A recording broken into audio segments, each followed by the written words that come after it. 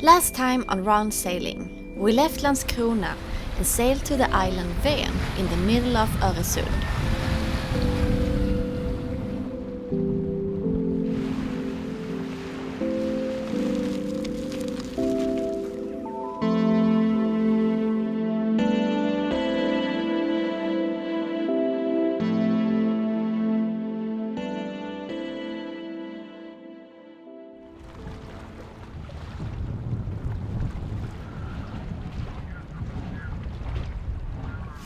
We got ready to leave the harbor and prepare down below. We started the engine and unplugged the shore power.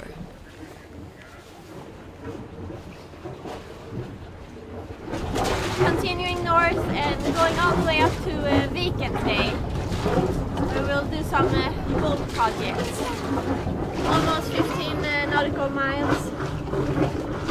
Will be westerly winds today.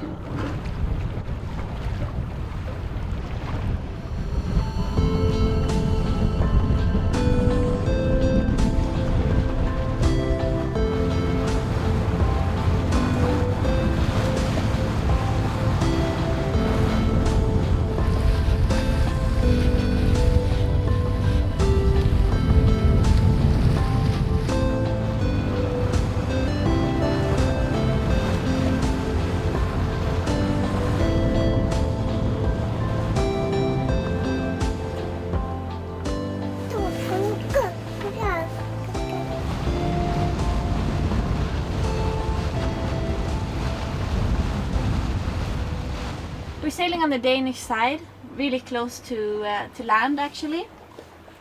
We're coming in on the most narrow spot in the sound between Sweden and Denmark. We have a traffic separation zone that we need to avoid and the ferries that goes between here. So we're keeping close to land and also taking some height right now. But then we will round like the little cape up here where the castle is. And then we'll stay on this course again, all the way until Viken. No current against us today, which is nice. Last time we were here and we were sailing south, we had 2.5 knots of current against us. So it went super slow.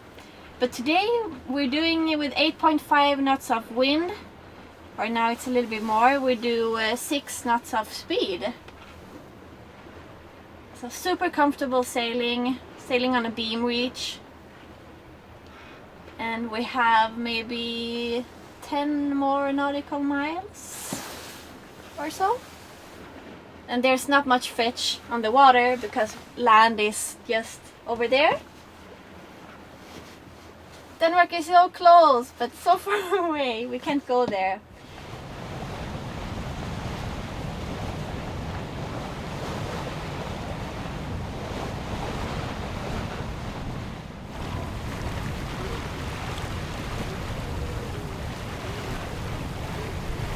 Now this is a typical situation we have here. A ferry is coming across and I try to determine if we have a steady bearing. So what I do is I pick something on the boat, in this case this winch, and I try to see if that bearing is changing over time to that ship. So if you have a steady bearing, you know that you're in trouble. If he's moving in front of the winch in this case, you know that he's going to pass in front of you, and if he falls behind, you know that he's going to pass behind you. And of course in this case it looks like we have a steady bearing. He might be a little bit in front of us now, so I think if we just fall off a couple of degrees he will go in front of us. But this is a very common situation, but it's an easy way to determine if you're in trouble or not. Just pick something on the boat and see if the bearing is changing over time or not. As you can see, he's going in front of us, no problem.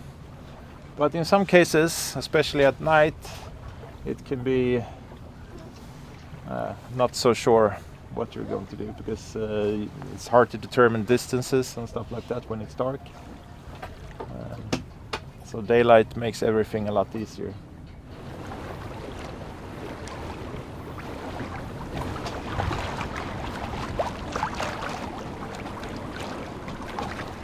The wind really died down now, but I think it will pick up again once we have rounded the castle here.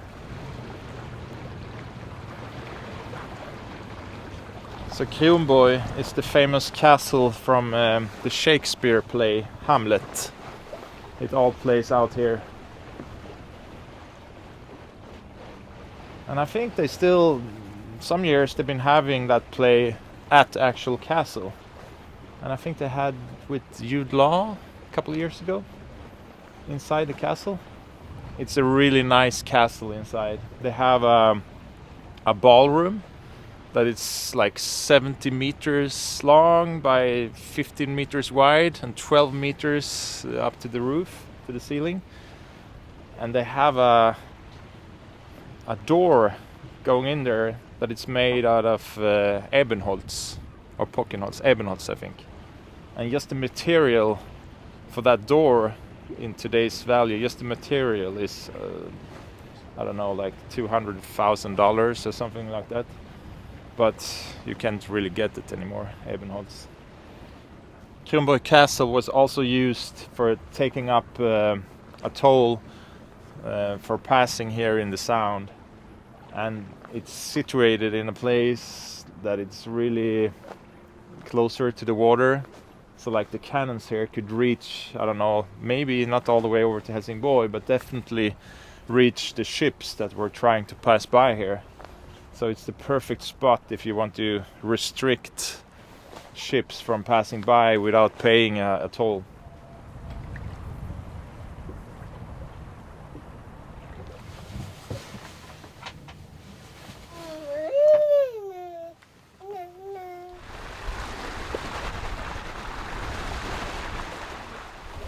One thing that we still have to figure out is where we're going to put our flag. We used to have it on a pole back here, but then we mounted the davits and then we could not have it there obviously. So we mounted it on the backstay, but then we built the arch and put the radar mount, so now we can't have it there. So we still haven't decided where we're going to put it. But I think somewhere here on the side, or yeah, we just have to figure it out.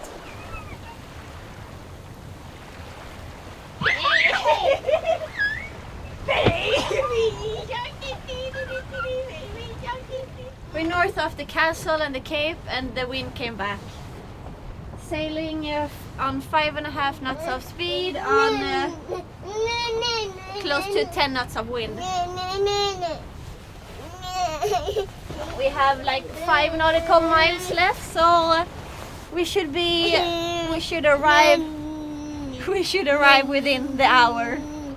That's good because we have to eat lunch. Hej alla tittarna! So we're in the traffic separation zone right now. We just passed over the south going lane and now we're like in the middle. There's a ship coming up behind us here, so we have altered course now, so we go in line with the separation zone until he has passed, and then we'll fall off again to cross over. Because we're in the separation zone, we have to alter course for all these big ships because they don't have a lot of room to maneuver.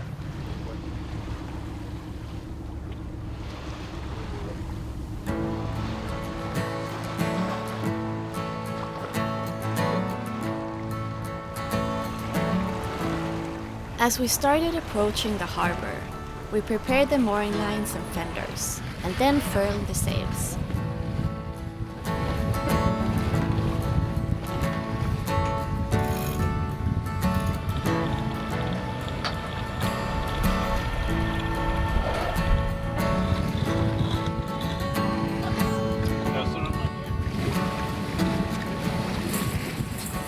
Not too bad, the temperature. But the hands get really cold. When you're dealing with the lines, they're a little bit wet and stainless. This entrance is pretty narrow, and it's shallow here. 2.9 now, so we'll probably go a little bit in the mud.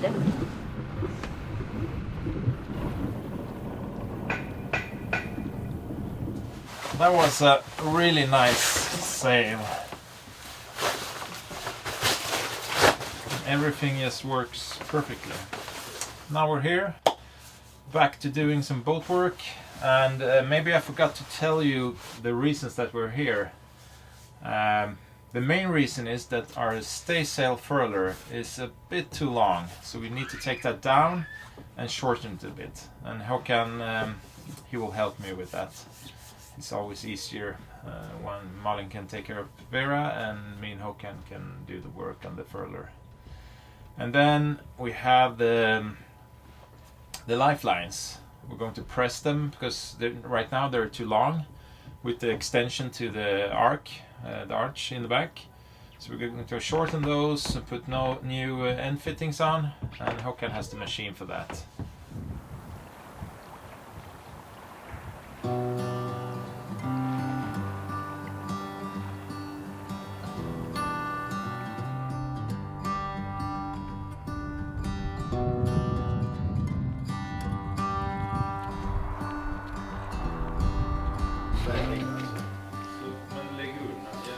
We took a walk up to Håkan's place. We've been ordering some stuff for the lifelines on the boat. We've solved the old mast. So now we're preparing it for them to pick it up. All the wires and the small pieces we'll put in one place, and then the mast pipe is basically for itself, and the furlixes and the sails. So it was great they will come in handy for someone else.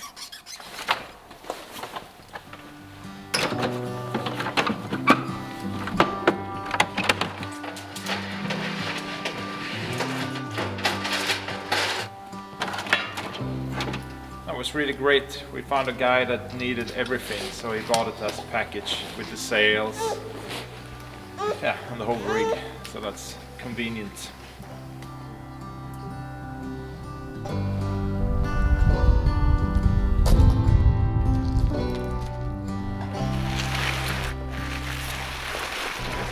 Back in the harbor, we took down the staysail to prepare for the work on the furlix.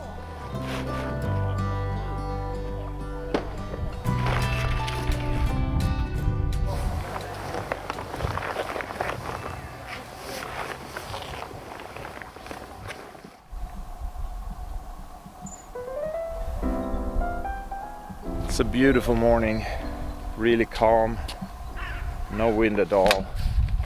It's a bit cold, but that's okay when it's no wind.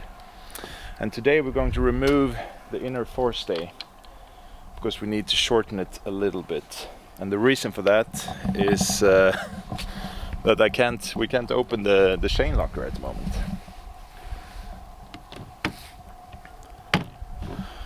I didn't realize this until we were changing the gas bottle that I couldn't open the locker. The design of the furlix is not the same as the old one. So this drum sits a bit lower. So what we need to do is that this chain plate, we can adjust that with the turnbuckle that sits inside of the locker. So we need to raise that up a bit, about 5 centimeters.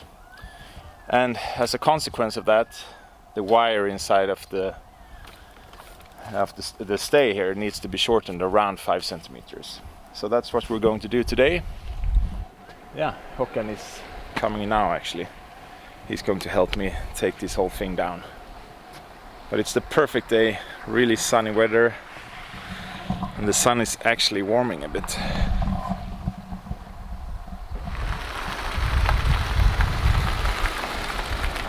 Tjena! Vilken dag, va?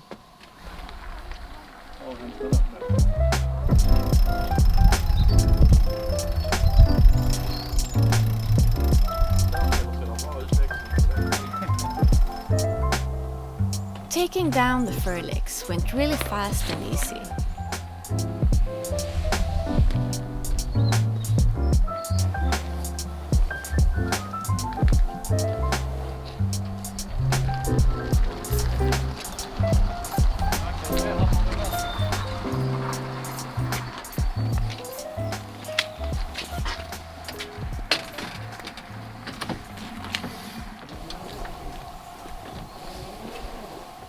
Guustavv.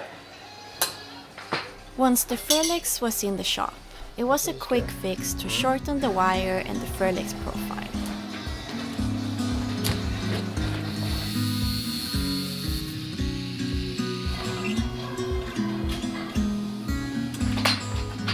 Händer det någonting? Nej.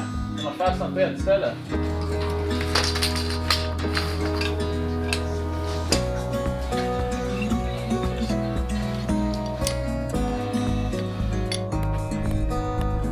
The Furlex now had the right length, and the guys took it down to the harbor again to put it back on the mast.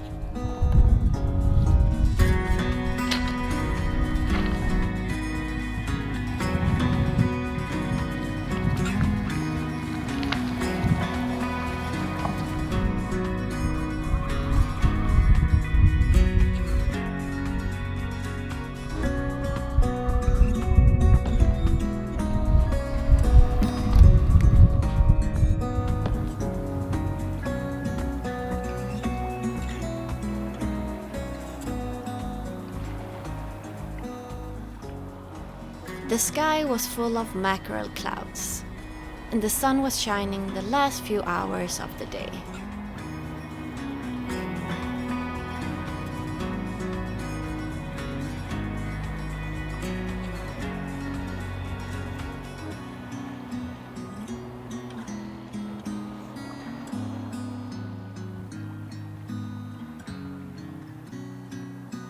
Thank you for watching, and we hope you enjoyed the episode. Please subscribe if you haven't already, and check out our Patreon page if you want to support our production.